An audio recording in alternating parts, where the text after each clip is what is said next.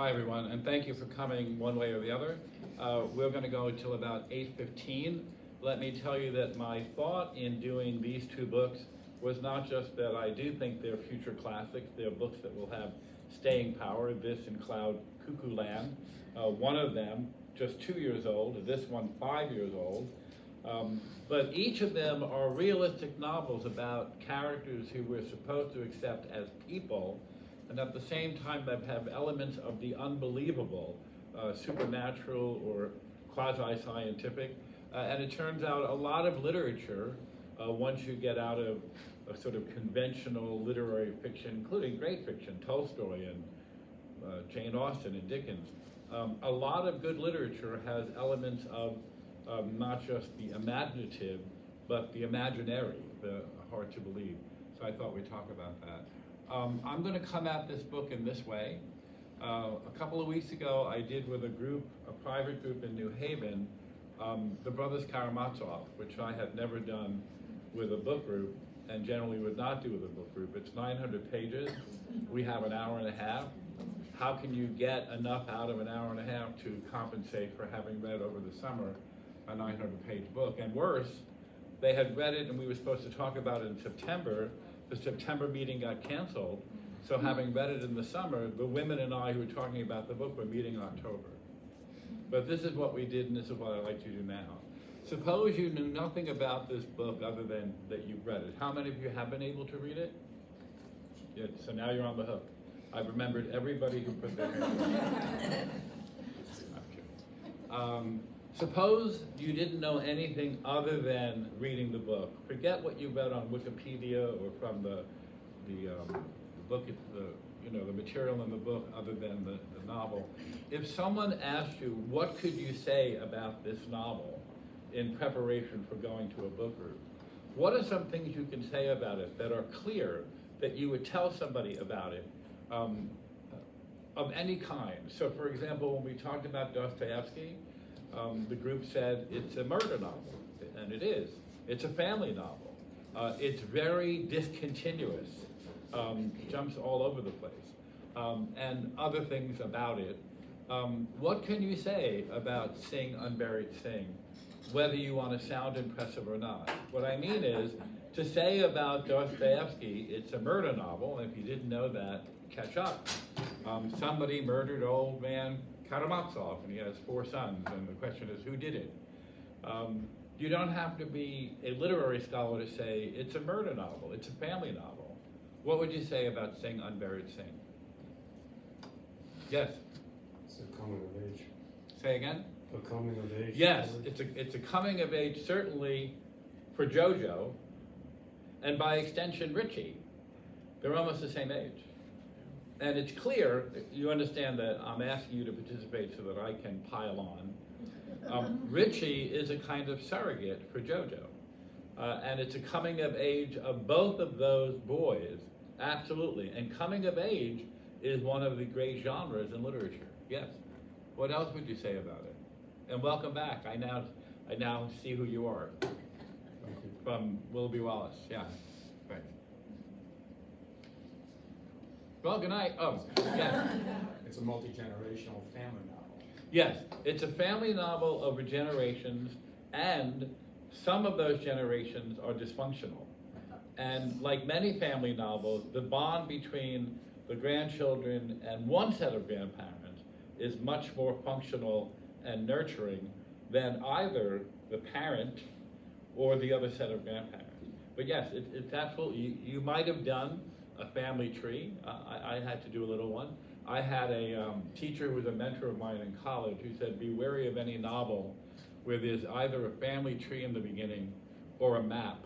And soon afterwards, I read Faulkner's The Sound and the Fury, which has both. I was terrified. Yes, it's a multi-generational family novel. Yes. If I don't see you, just shout out. Yes. It shows the effects of drug abuse. Say again? The effects of drug abuse. Yes, meth, torn from the headlines. And this woman who has lost a brother, the author lost a brother to a car accident. The family is burdened with the notion of the death of black men, young black men, and trauma, and the response in drug abuse and evasion of responsibility. Leonie is not a good mother, and she's partly not a good mother because she's desperate for meth and Michael. She says at one point when she has something that the drugs are damned and delicious. Yes? Since you're talking about a future classic, how about looking at it as a southern narrative? Yes, whether we're thinking about future classics or not only set in Mississippi, where the author was born, but filled with Mississippi things. Parchman may sound like a fictional name because there's a lot in the novel about thirst and about feeding and nurturing. But Parchman is actually the name of the Mississippi State Prison, the oldest prison in Mississippi, called Parchman because it was taken from the Parchman plantation. And in fact, it was a prison opened in 1901 that was run like a plantation. And clearly, one of the things that's happened to Pop/River and to Richie and others is that they've been put into a prison that's like slavery. Not just the idea that all prisons incarcerate, but it works on a kind of slavery system. And when they're out of prison, they're so poorly paid, have so little to eat, that they have to steal, and it's a kind of endless cycle.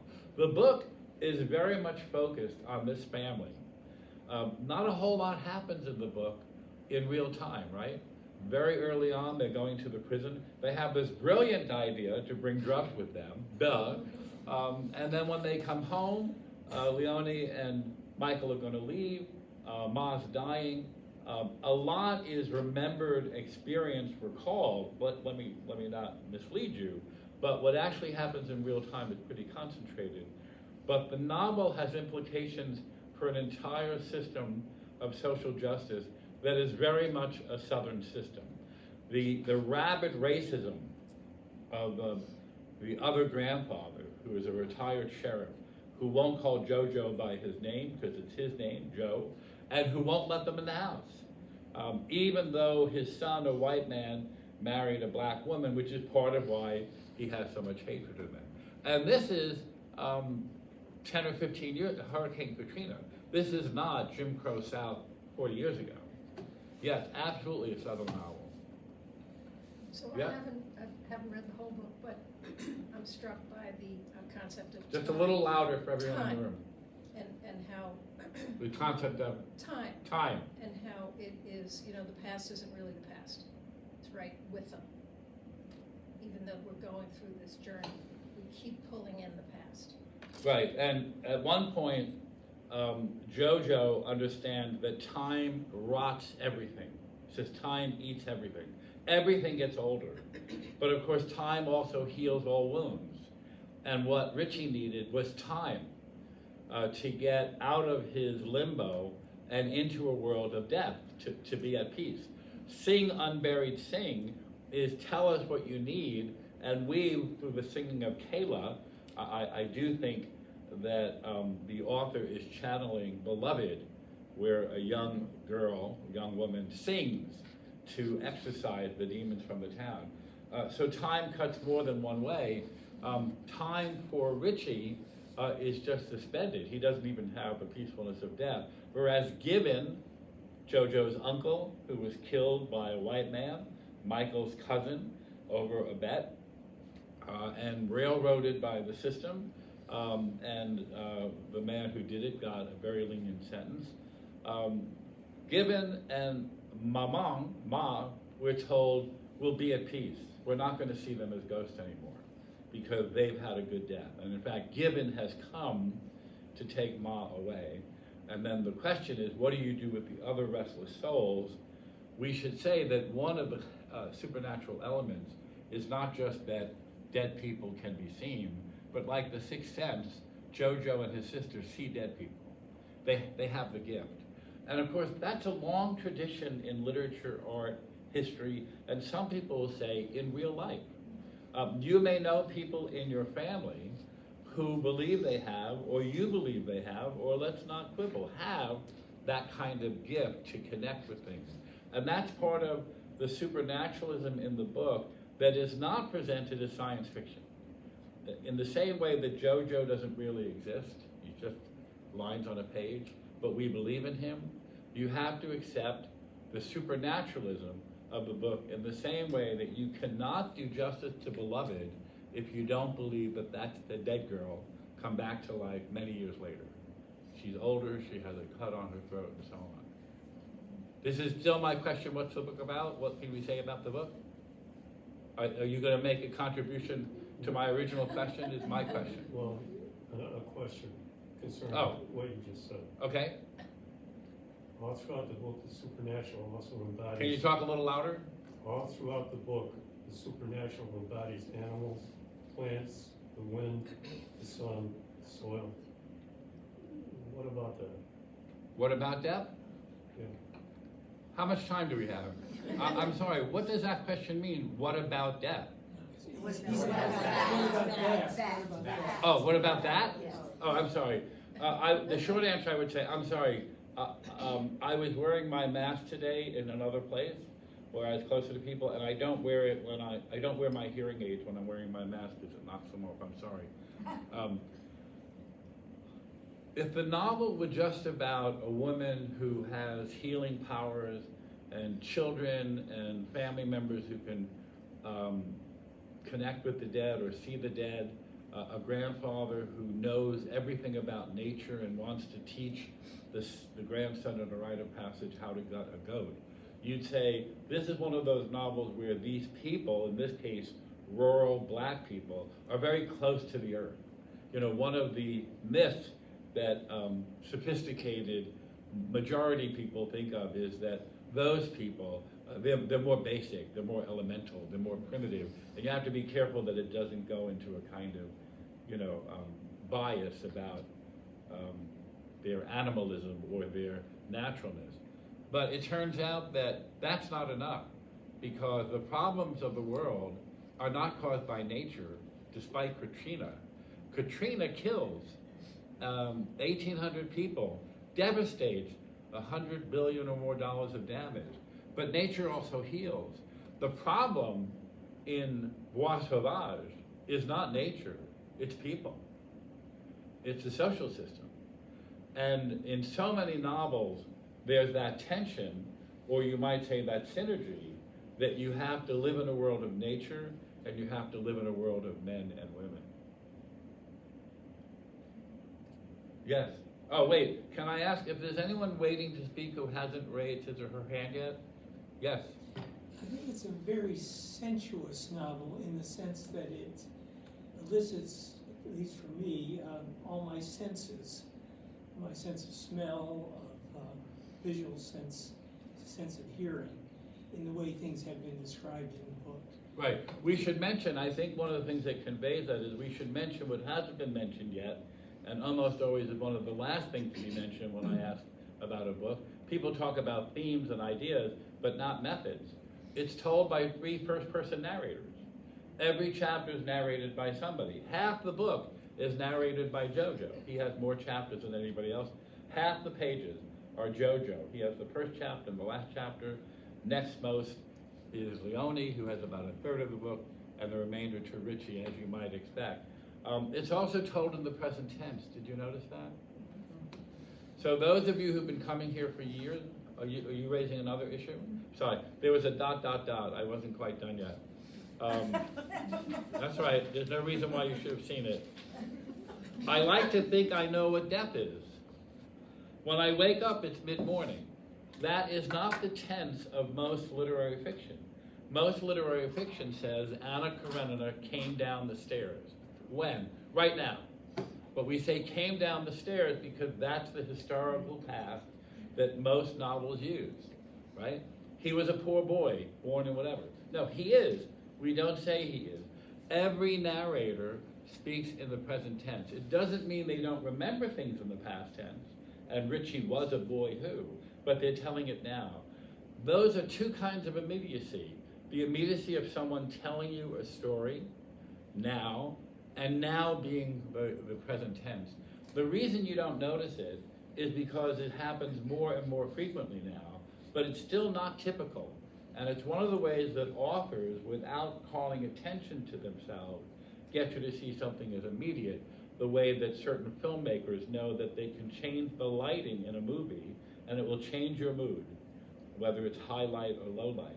And I think both of those things underscore that these are people. I mean, Richie is a body without a body. Leonie is someone who's beset by an addiction that is deeply physical and psychological at the same time. She's a lusty woman, that's one of the things that's clear. They make passionate love. And poor little Jojo doesn't get enough food except thanks to his grandmother. So it is a novel that's very elemental, very much about the basics of life. I think that's right. Yes, oh, thank you. You're welcome. I'm gonna say, but I think it's a novel about resiliency. About, Resiliency. yes, Every character except for Michael's parents showed some sort of inner core that was good. I mean, Leonie at the end came around to help her mom die, that she had to. yes, and Face then that. leaves, and then Yeah, leaves. right, but Right. still, you find something really deep and good in all of them. At least It's I- certainly true that by having Leonie tell her own story, we find it difficult to condemn her or even judge her. I think that's right. The only thing I would change from what you said is it's not a but, it's an and. And all these things are true. It's a very dark book in many ways, but it ends with a good death for Ma. It ends with a good death for Gibbon.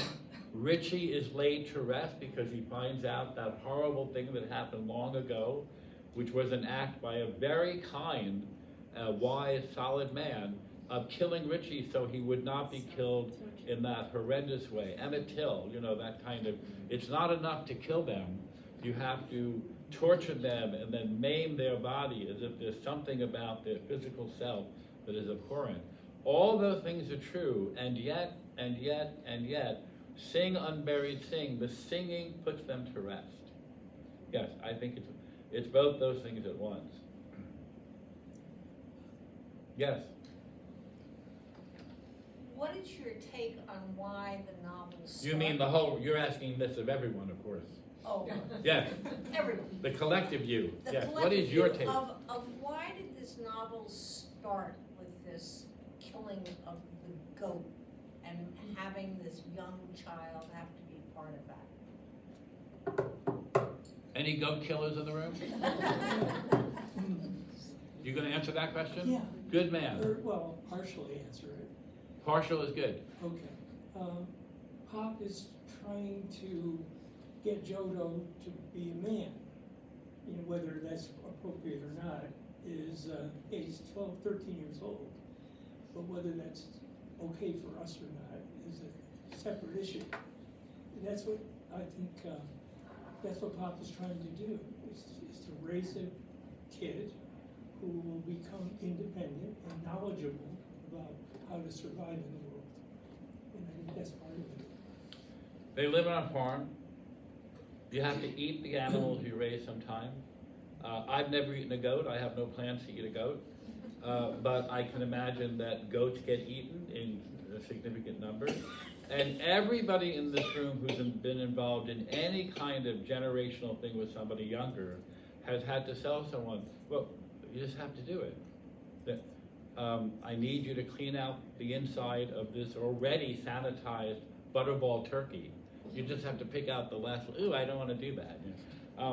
Everybody has to channel someone through something that is unpleasant. Now, maybe not goat killing, but I do think it begins with the starkness of blood and nature and the cycle of life and death.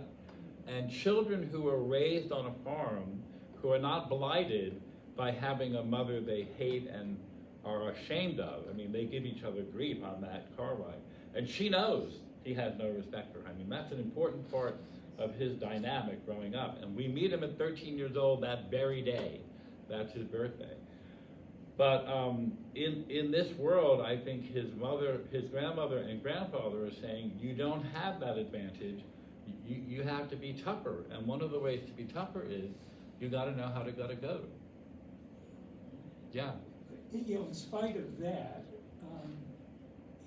his relationship with Kayla is extremely moving. I mean, and He's a surrogate extremely- father, He's very, Absolutely. he's very caring. right. So he could do the goat killing or be part of that. I mean, it's still, And when we realize that Kayla is named after Michael, yeah. and that the father, who is not someone he recognizes, they're not married, but not recognizes or respects, the daughter of that union is named after him, but the name is hidden in Kayla, as if she had been given a new name, and that's the name that is always used by the grandparents and by JoJo, where the parents only call her by her full name. And of course, how you call somebody is a marker of your relationship with them. People in your family call you things that other people can't and shouldn't. I am to my 3-year-old granddaughter, Grandpa Barkin, B-A-R-K-E-N. There's a story there. When we go drinking sometime, I'll tell you. But I am Grandpa Barkin. No one else calls me Barkin, and they better not. I'm Grandpa Barkin. Another thing I want to say is, has anyone here been raised a significant portion of their childhood on a farm? Citified, Connecticut. I haven't, but I know people who have, and they know a lot more about guts and nitty-gritty than I know. And I have friends my age who think nothing of bringing a chicken's neck if they had to do it. They don't have to do it much, but if they had to, it's fine. And they don't do it to brag. It's just one of those things that you got to do it, like cleaning the little feather spikes off of a chicken before you roast it or whatever. There are things you have to do. They wring the necks of chickens, not me. Yes. Well, in response to your question, The question about the goat gutting. the goat, yes. It sets, in my mind, it set up a dynamic where food is very important throughout the novel. For instance, Kayla vomits repeatedly. She's continually hungry. When Pop gets finished with the goat, he walks past the pig pen. The cows, the horses, they all seem to understand their purpose in life. It's a point that Pop says later on, that every animal has its place. A zebra can't change its stripes. When Kayla vomits, it's the fortuitous event that saves JoJo's from further brutality by the police officer when they're arrested. That's a great sequence, isn't it? He, Yeah. He's distracted because he's covered with vomit. You know, the central drama in the book is the mystery of what happened to Richie, right? What happened to Richie? Why is he not at peace? And we find that out very, very late in the book. And the other thing is, where does Pop get this stature? He doesn't tell his story. We get more of Ma in terms of her narration at her death than we get of Pop. But we know that he lost a son in Gibbon, and we know he lost a dear friend, a boy, a teenager, just a few years younger than him in Parchment. Richie was the youngest inmate at the age of 13. And how did he lose him? He killed him to save him, like Seppa in Beloved, killing her daughter. So this man, we find out, first through Leone, that she lost her brother at an early age, that is her father's son, and he lost Richie. And what he's desperately trying to do is not have JoJo get added to that list. His mission is to have JoJo not be another dead young black man. And I do think, and I don't mean that this is something that's conscious, he's going to prepare this boy any way he can.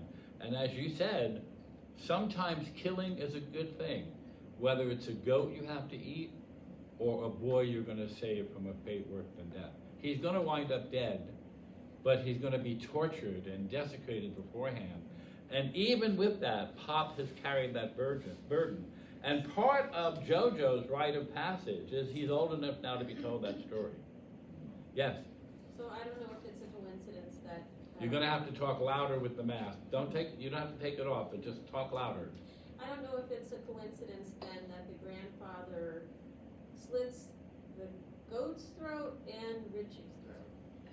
That was the thing that I thought of, was that I maybe- certainly, is that maybe it started with like, that's what you need to do. This is what we need to do the goat. This is life. This is what I had to do to save Richie. once you So- make the connection, it's impossible to unsee it. And what do they have in common? It's a merciful way to kill. It may not seem like it, but it's not hacking away. It's trying to kill something or someone quickly. So when I read the goat thing initially, I thought sacrifice. Right. What's the sacrifice gonna be here?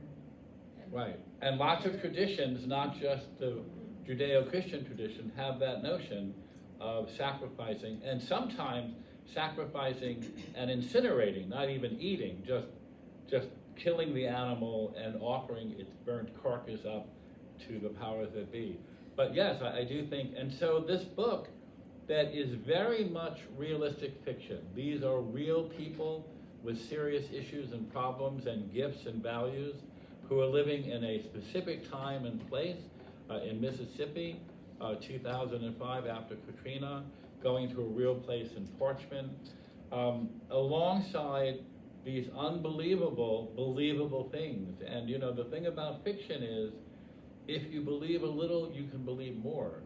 And no one says, well, I've had a lot of time that Richie is a ghost and exists. And when you say, you know what, JoJo doesn't exist, Leonie doesn't exist, they're not real, they're imagined. But with someone with talent, they're imagined in a way that's credible. And that's a lot of the way that fiction works. Bad fiction has characters that are not believable because they're too wooden, or too sentimental, or too stereotypical, or too odd, too unusual. I think of this as a good book group book because I think people actually enjoy reading it. It is challenging in this view, kaleidoscopic view, although you do know at the beginning of every chapter who it is who's speaking. And I think she does a very good job of the voice of JoJo being different from the voice of his mother and different from the voice of Richie. And it does have a mystery of more than one kind. What happened to Richie? What's going to happen to Richie? What's going to happen to Ma? What's going to happen to Kayla? After Leonie leaves, he sleeps in Leonie's bed, JoJo. How one of the last chapters began. He had moved in. And how many families, and not just minority or impoverished families, have that dynamic where an older sibling becomes a surrogate parent because of a death or dysfunction or what have you. Yeah. Another theme that I kept hearing A was. little louder, and you're talking to the Okay, room and not sorry. just to me. I know I'm Okay. very compelling. You certainly I are. am. I will not I am. argue with that. A theme I kept hearing was the power of love in the face of all this adversity, that how powerful the grandfather's love was, and JoJo's love, and that's transformative. Right. And it's not middle-class love, and I say this respectfully. I'm a middle-class person through and through. They're not saying, oh, I love you so much, I love you, I love you. They're not giving him gifts. The love is what they do. The feeding, the tending, the fact that they're trying to mitigate the negative experiences of the parents and the other set of grandparents. It's very moving when they come back from the prison and Leonie and her children have to sit outside her in-laws' house, that right after that they go to Mom and Pop's house, and it's a completely different experience. I mean, Mom's dying of cancer, and she's more welcoming. Yeah, absolutely. Yeah? How did Pop get the name River, and what's the significance of I have no idea. that? I don't either. How did Pop get the name River? Does it tell you in the novel? I didn't find it, I don't know. I didn't find it either, but this is how things happen. How did I get the name Barkin? Who knows? I could tell you. But I mean, isn't that one of the things about nicknames? Who knows? I have a sister-in-law whose name is Loretta.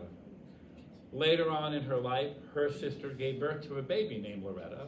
And when little Loretta, the baby, would see her aunt, she'd say, it's me, it's me. And she'd call her aunt Mimi.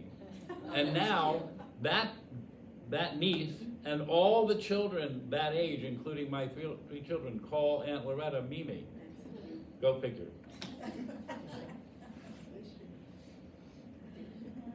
So let me say that one of the things I think about the novel, and this is a criticism in the sense of being critical about it, not saying that it makes it any less good, but I think it's very consciously channeling the great Faulkner novel As I Lay Dying, where there is a matriarch who's dying and being taken by her family to a burial place in a wagon, and it is stream of consciousness. This is not stream of consciousness. This is not just people thinking randomly in their head. And in that novel, I think it's 1930, the novel's narrated by like 15 different narrators.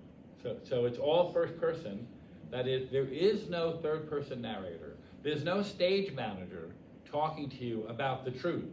Nobody says it was a warm summer night. No, it's all these individuals. But this is three, and they're all closely related. Richie's not a family member, but effectively he is.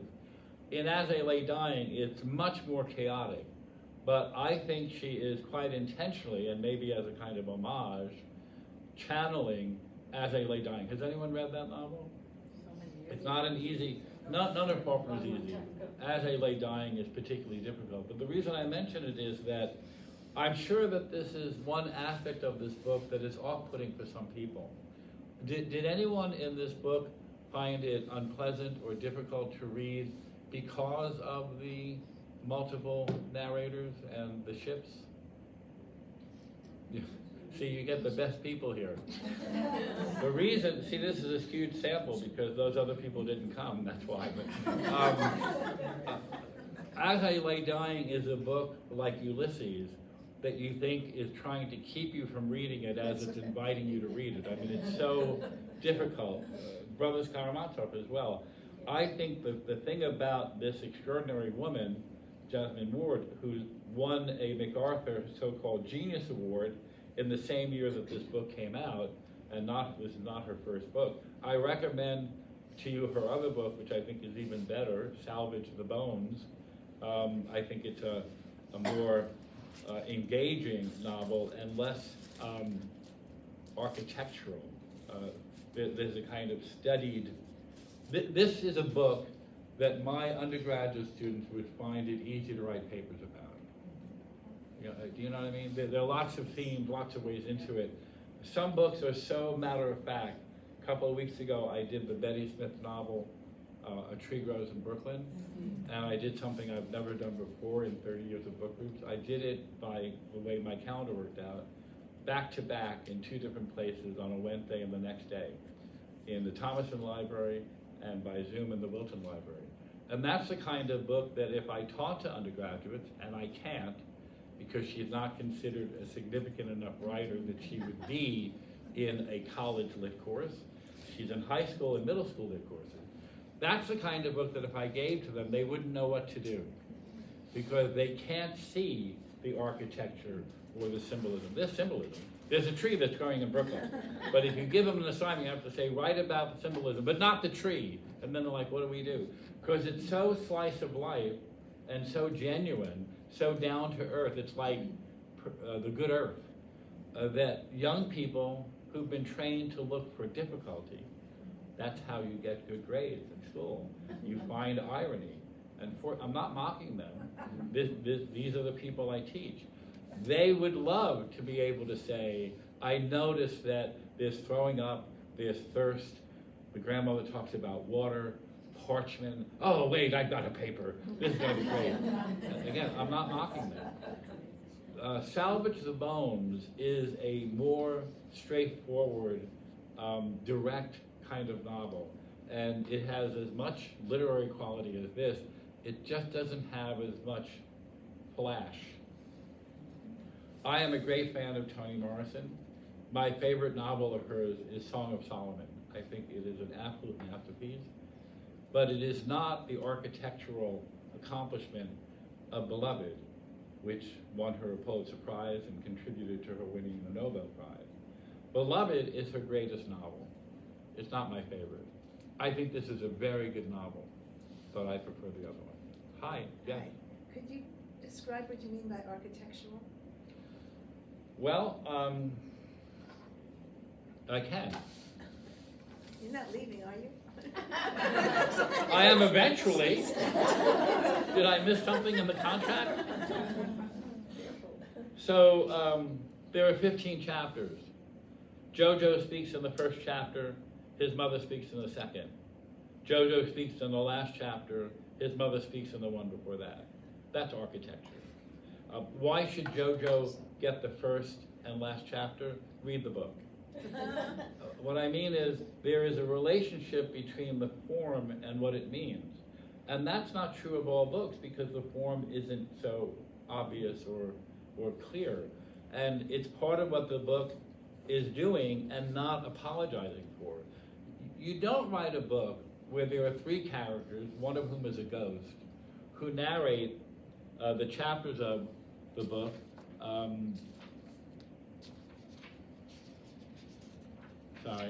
Jojo gets 7 of the 15, Leone gets 5, Richie gets 3.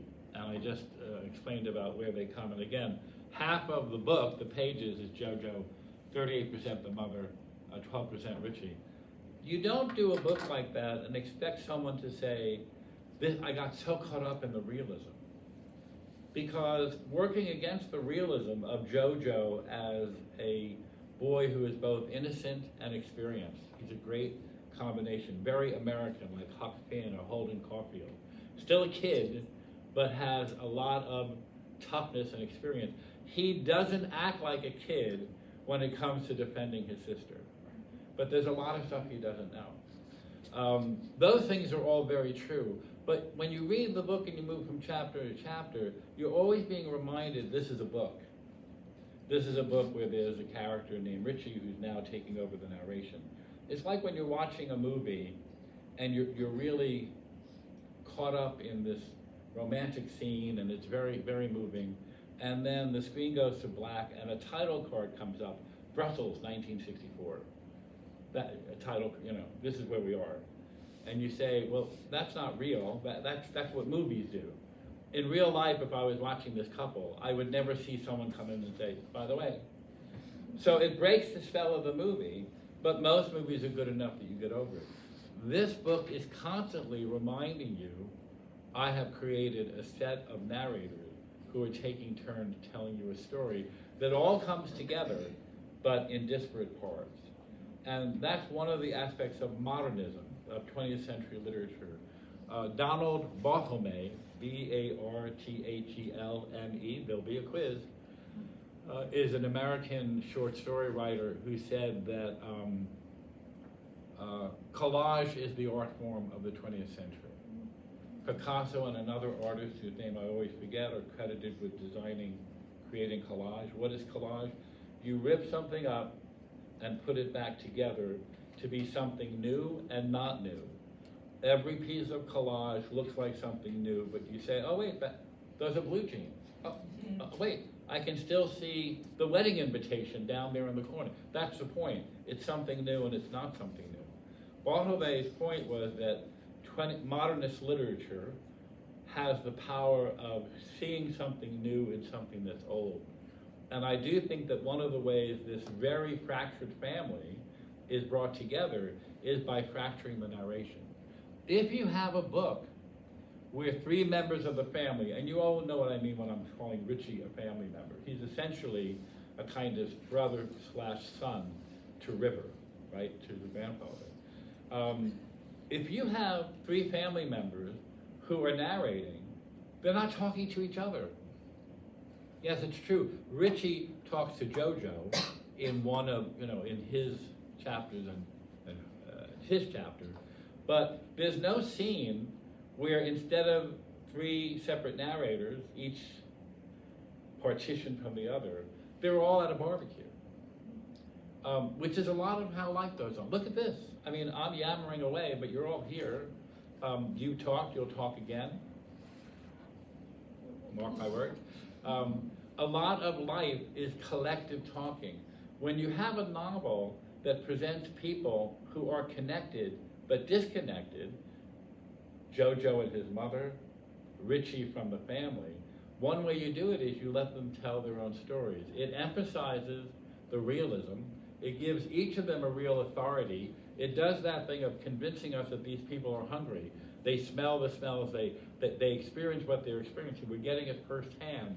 There's a reason why the word author and the word authority come from the same root.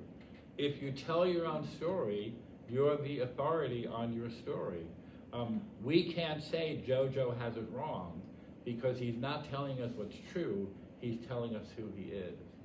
If you read the great novel by Mary Shelley, Frankenstein, and if you haven't, shame on you, get it tonight.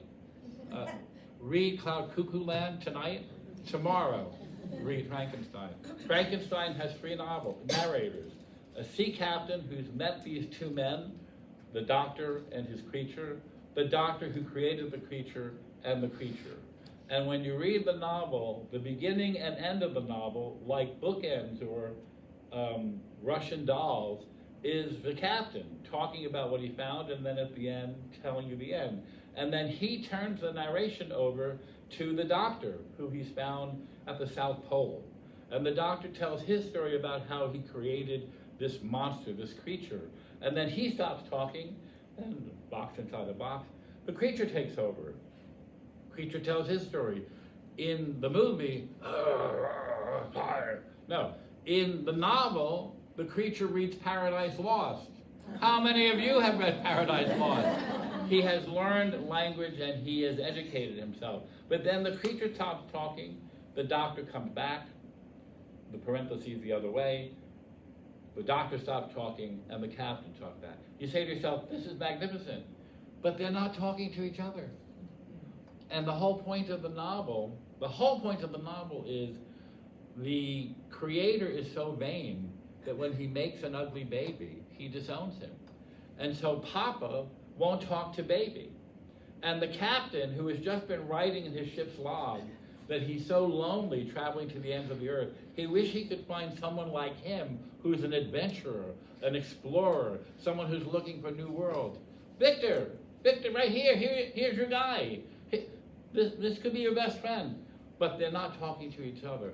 Mary Shelley, as a teenager, writes this book that is not just a horror story, it's a story about the failure of human connection. Because they're each telling an interesting story, but they're not talking to one another. There's some of that in this book as well. So is that architecture? A little louder? Is that architecture really well suited to this very dysfunctional family? That's a decision for everybody in this room to make. Where there is no connection, where they're all forced, it's very disconnected to be in a family. Well, with you're a making mother. how much of the book haven't you read? This much. Okay, I wasn't knocking you. I want to say that the reason I don't agree that there's no connection there is that unlike Frankenstein, where these people haven't known each other, a lot of JoJo's book is talking about his mother. Chapters are talking about his mother. A lot of Richie's book are talking about Pop and about JoJo. There are lots of connections made. It's just that the narrator is one person. This book is loaded with connections. And as someone said, Leonie partly redeems herself because she rises to the task that her mother puts before her. And we find that out in her chapter. In her chapter, she quotes her mother. So they're not compartmentalized in their real lives. They're intimately connected and saved, actually. And you could argue, it's not why Leonie does it, but the best thing she could do is leave. Yeah. Do you see the difference? I do, but I think there is a real sense of isolation. As I said, in the family. what you do There's with what I'm dysfunction. pointing out is one's business. There's very much a sense of isolation, but I don't think JoJo, when he's deeply connected to his sister, when he's now more connected now that their mother's gone, when he has learned through his grandfather sharing this big boy story about what happened to Richie, when Kayla sings and puts the unburied dead bodies to rest and says, home, home, how much connection can you have? It's loaded with connection. This book is ultimately a comedy, not ha-ha comedy, but it working out all right in the end, like Beloved. Beloved leaves because another young woman sings and gets a group of women to come and they chant like an exorcism her away, and Seppa is joined again by, what's his name, the man she loved? The former slave that was on the same plantation as her, who left because Beloved chased him away like a demon. He's back. It ends with a reconciliation that's comic, that is life affirming and not tragic. Yes? Are you saying that a lot of contemporary fiction that's being written, it forces the reader to actually put together the puzzle? I mean, in this book, there's lots of parts where you just don't, you don't know where one character fits into the next until maybe 4 chapters later, or how the progression works out. No, I'm not saying that. But, yeah, I thought before you mentioned that there was a lot of contemporary literature requires that. I don't think I ever said, I think all I said is that a famous man said that the art form of the 20th century is collage, and that a lot of modernism is about things being broken. The reason I can't tell you if a lot of contemporary fiction does anything is I haven't read a lot of contemporary fiction. I'm not kidding. Okay. I have read a little sliver. I want to say, I'm not being difficult. No. There are many books that don't require readers to do any work, and they're on the bestseller list all the time. They hold your hand and they take you through it. There are some books that try to be complicated because they believe that's the nature of life. A book like Atonement keeps a magnificent book, keeps it secret from you for a long time. If you don't know the secret, I won't tell you. And then it reveals its secret at the end. And when the secret's revealed, a lot of things make sense, because that's the nature of the atonement in the book. She's not just doing it to be difficult. But some books do that because that's what people want, the way people like mysteries. Any book, no matter how straightforward, has a certain mystery to it because you don't know what's going to happen next. And if you do, it's a bad book. I'm not making any claim about most contemporary fiction. My wheelhouse is 19th century and early British, and even then I'm not sure I say much about most of it, because that's a dangerous statement to make. Okay, take most out. Okay. I wasn't offended. It's just I want to be careful. No, I understand. I have people who come up to me at the end of library talks and say, "You've read this book, right? You read this book, right? This is a good book, right?" And I say, "No, I'm not familiar with that book." You're not? I was told it's a very good book. I didn't read it. I mean, give me a break. I can't read it. I mean, I can't tell you how often this has happened. Less often now because I'm not in libraries as much. People are despondent that this book that they read so much about, sure, Schenker must have read it. I didn't read it. I talked about A Tree Grows in Brooklyn twice last week. Give me a break. So, is there something about the book that you hope to say something about or talk about, and I didn't think, or no one brought up the question that would give you a chance to give that answer? Give us the answer without the question. Is there something that struck you that you'd like to say about the book? If you were talking to someone who didn't read the book and you were reviewing kind of what we've been over, what have we left out that you'd want them to know? Yes, thank you. I don't know if the rest of you, I had trouble understanding Al, the lawyer. Yeah. Yes, he had hygiene problems, he cooked, and he gave sandwiches as they left. No, but I couldn't connect with him, I don't know if that was just me or. So what did you think of him? I don't know what to make of him. You had no Well, impression of him? I guess he was I guess he was involved with the drugs. I should think so. Yeah. Yes. Yeah. And he was Michael's lawyer. He was. I don't know, he didn't seem very real to me. Oh, it doesn't seem real. So, I would say whatever else he is, he's not a lawyer you'd want to hire. Well, I'm not making a joke. The sheriff is not a sheriff you'd want to have arrest you. And part of the implicit issue, the sheriff is treated like a caricature, but unfortunately, true to life. Southern sheriffs who have that kind of bitterness and are against the mixing of the races. Al is more of a comic figure, I agree. But when we say he's unbelievable, he's only unbelievable in the sense that we can't believe there are such people, but there are. I mean, Misty and Leonie decide to bring drugs going to prison. Right. You say, I mean, you want to say to yourself, is that insane? And that's part of exactly what addicts do. They act with a kind of insanity. I'm not saying everything in the book can be explained by her art, but I think the point she's making is not about all lawyers any more than all sheriffs. But one of the things you find again and again, you see it in Faulkner. Do you know the book Lila by Marilyn Robinson?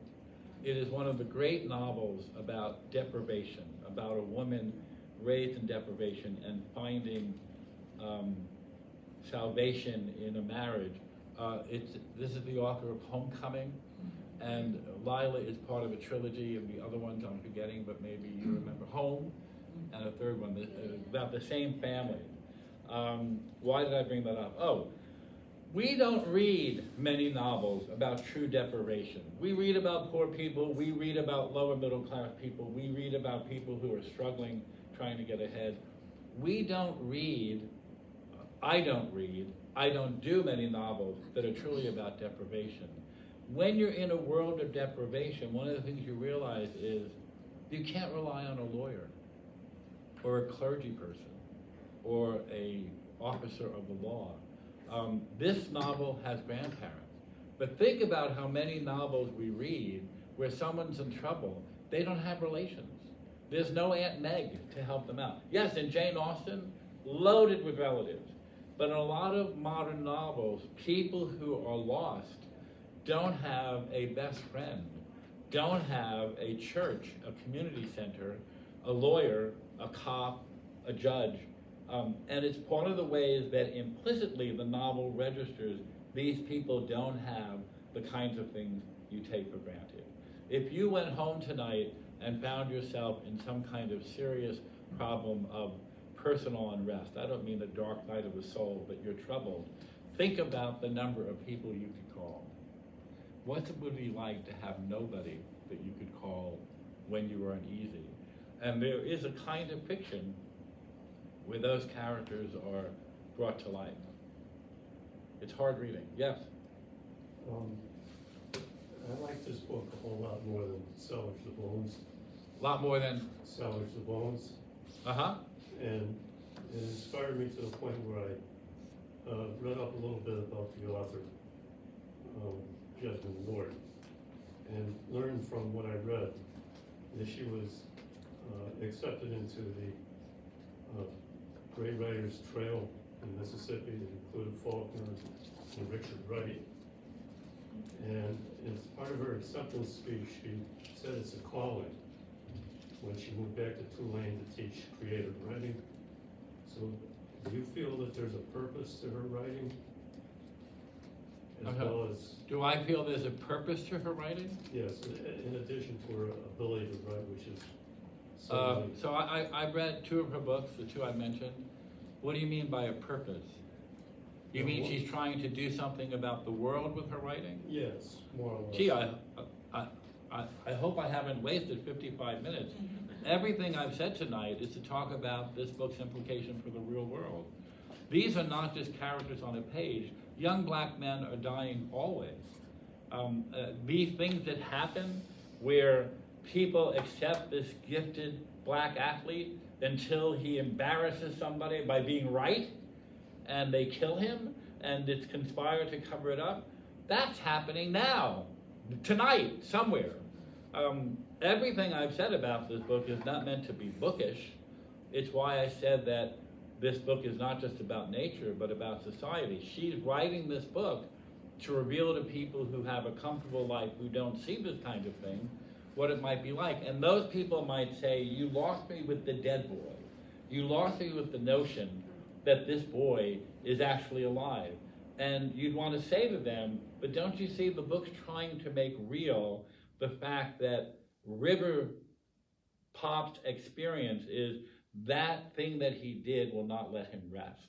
That ghost is an example, is an extension of his own pain. Well, then why does she make it an actual ghost? Because she's a writer, because she imagines. Why did somebody write Anna Karenina? Tolstoy is rumored to have said, I looked around the world and saw nobody like Anna Karenina, and so I made her. God bless him.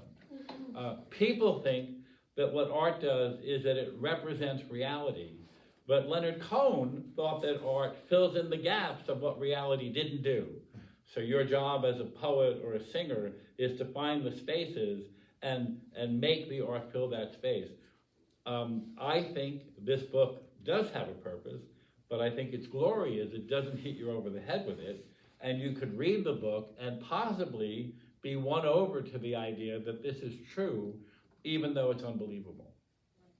Unbelievable. I've said before in this room that fiction is strange. Truth is stranger than fiction, because fiction is required to be believable, and truth is not. And I gave the example that, leaving aside the more painful ones of the Holocaust or 9/11, if somebody were pitching the idea of having a state-of-the-art ocean liner that would leave Southampton and go to America, and that on its very first voyage, even though it was designed to be largely iceberg-proof, it was hit by an iceberg in the North Atlantic and sunk. And if you were pitching this idea to a movie producer of a big studio, and you're the writer, do you see it, CJ? Isn't this a great, when does this happen? It happens on its very first voyage. All right, look, now you lost me. Let's make it the third voyage, okay? And could it not be an iceberg? Could it be that it's hit by floating debris or something? No, that would do for the movie where you want people to believe it. But reality said the very first voyage by an iceberg, a state-of-the-art ship called the Titanic that was iceberg-proof until it wasn't. Happens all the time. And I think one of the reasons to put the imagined or the unbelievable and to make it believable is that's how the world works, the real world. Beloved cuts the throat of her daughter, her baby daughter, so as not to have it be taken into slavery and have a life worse than death. And there are people in the book, and there are certainly people who read the book, who judge her, even condemn her, and say, well, at least she'd be alive. You didn't kill yourself. You lived in slavery. You got out. Why not give her a chance? The right answer to the question, was that mother right to cut her baby's throat, is don't ever ask that question. Did Sophie make the right choice? Sophie shouldn't have had to make a choice. That's the thing.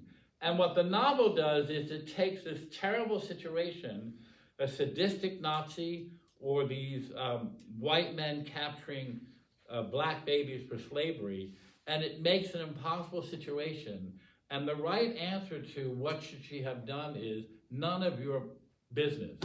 She did what she had to do. Sophie was forced to do this. Who are we to judge somebody with an impossible situation? And those are just two novels where many, many novels present an imaginary dilemma where there's no way out of it, and the best answer would be, let's hope that never happens to me. Which is a lot of how literature works. Every Greek tragedy was written with the idea that you would sit there and say, wait a minute, that's happening to Antigone?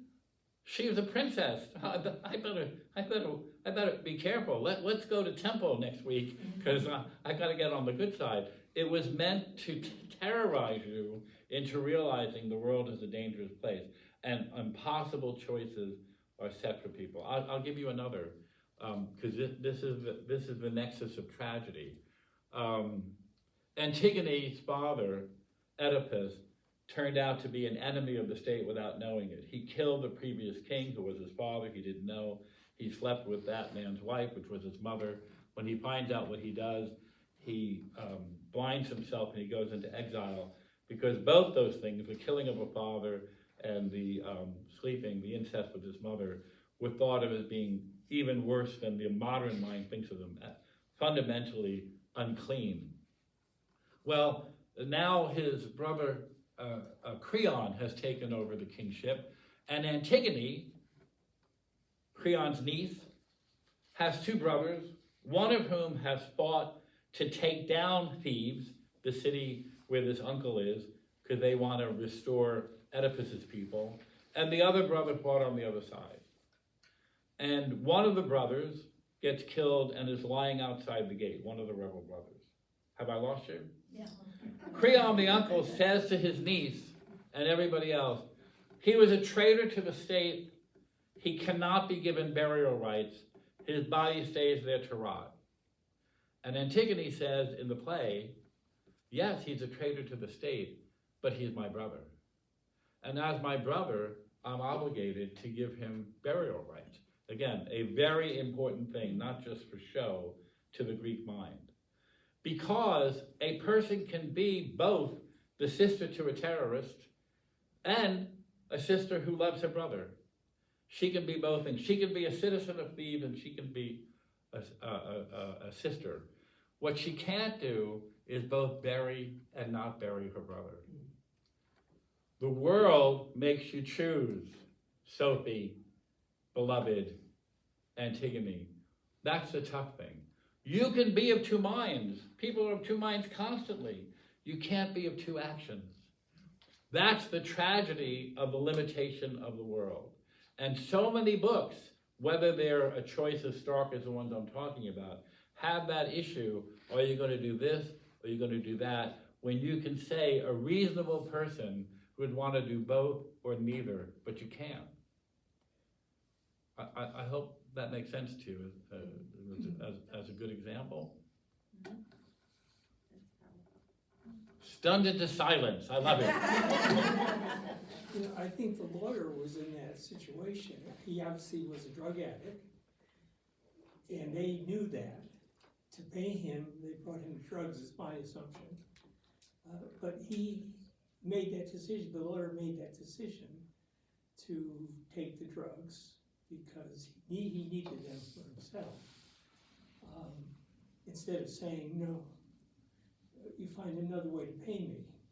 Yeah, and yet he was good to them, he fed them, he Yeah. gave them the sandwiches, he gave the clean He's kind. towels and enabled them to clean the child who was He was full of multidimensional. vomit and all, Yeah. so he was both good and bad, I guess. Yeah. You know, one of the things about most works of fiction is it would only, think about if this were made into a movie, it would only take a slight redirection of tone to make that car trip a black comedy, Mhm. right?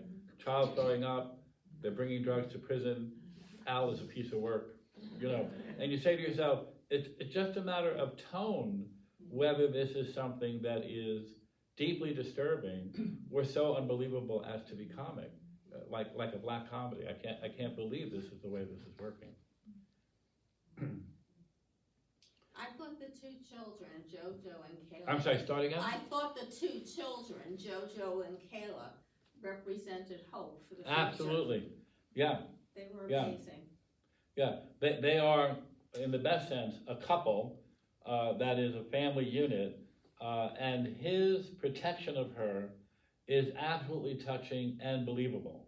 Yes. Absolutely touching and believable. I agree. Yeah. But I was afraid Kayla was gonna die. I really didn't think she was gonna physically survive, and I. Now you know. We told you. She lived. Sorry. But I think, I know I have to let go of the book, but she was so traumatized, just because she pulled things together and she was singing at the end. I worry about her future life, and I know I should let go of it, but. Well, no, but She was so traumatized and so lack of attachment, except to Jojo, but not having a maternal figure. Yeah. I didn't know why the author had to go that far with Kayla. Why she has to go that far? Yeah. Well, Kayla. so I wanna suggest, this is what I always suggest, I would redirect your energy to say, she's gone that far, live with it, now what do you make of it? I don't think you get very far by saying, what was the author thinking when she made the goat gutting scene, for example? It's a good question, but rather than ask what was the author thinking, what does the goat gutting scene do in this novel? And the reason I don't want to ask the author is, I mean this quite seriously, she may not know. Anyone here who's ever done something artistically knows you do things and it's not all intention. It just comes out that way. You comes out that way. The author might have forgotten. The author might not be as good a reader of her book as you are, or me. I'm not kidding. The author's job is not to tell us why he or she did what they did. It's to write the book, and then we get to decide. And it's mainly majority rule. That is, if enough people over the course of time say it's a bad book, it becomes a bad book. It doesn't mean that you're not invited to imagine what would happen to this child later. But that is a trans-literary question. And if you said to most authors, Miss Ward, what's your sense of what happens to Kayla? I think she'd likely say, I don't know. Jane Austen would receive letters from her fans saying, I was disappointed that Elizabeth and Darcy just end with the marriage. Did they go on to have children? Did they have grandchildren? Jane Austen would write little stories back to them and tell them what happened to them. Because it was a different world then. Most authors now would dismiss the question as, look, this book isn't enough. But if literature means anything, it should invite you to say, I have lived with these people for 300 pages and however many hours, and I believe that they actually exist and they resonate with me, I care about them. It's perfectly understandable that someone would say, what happens next, or what if? And some authors do write sequels, and some other authors pick up a book and write a sequel even though they're not the author of the original book. I think that's a perfectly good thing to do, in the same way that I think a perfectly good use of literature is to say, I like a good cry, and this book makes me sad, or I wanted a beach read, and this book is a beach read. I have said in this room, and when I teach literature, that all literature can be looked at from 4 perspectives. Somebody made it, they made something, it's about something, and somebody has to read it or see it. So somebody makes the book and gives you some sense of who they are. They have to make an actual book that has chapters and so on. It has a reader who responds to it and has an idea. It's about a theme. And I made the point that those all have words that are associated with them. So a book is about something and it imitates that thing, and that's called the mimetic, from imitate, the copying. This book is about a certain worldview, and that's mimetic. Keep that M in mind. But it's also written by an author who may have something she wants to express. That's called the expressive. It has an actual shape and form, and that's called the objective. There's the O. And it also has some use you can make of it, whether it's to be a better reader or to know something more about the Black experience, whatever it might be. That's called the pragmatic. Not pragmatic in the philosophical sense, really use. Pragmatic is P, objective is O, expressive is E, mimetic is M. It's poem. There's a mnemonic there. Pragmatic doesn't just mean I want to read this book in order to understand something more about how to read literature, or I want to know what the Black experience was like. I want to know something more about Mississippi. It can be that I like reading books about dysfunctional families. I'm not making a joke. If you buy a painting because what you like about the painting is it'll go with the rug in your living room, that's not a comic reason to buy a painting. That's a very good reason to buy a painting. It suits my mood in that room. Some people like a certain book on a certain night because this is just what I was looking for. And that's a fundamentally valuable use of art. It doesn't preclude also reading to be educated or to be moved or to become an activist or anything else. All of those are the pragmatic. What does this do for me? As opposed to who is Jesmyn Ward, as opposed to what's the structure of this book, as opposed to what world is it imitating. And I think I'll end there. That was a pretty good ending. Thank you. I'm glad to see you all. If you have a key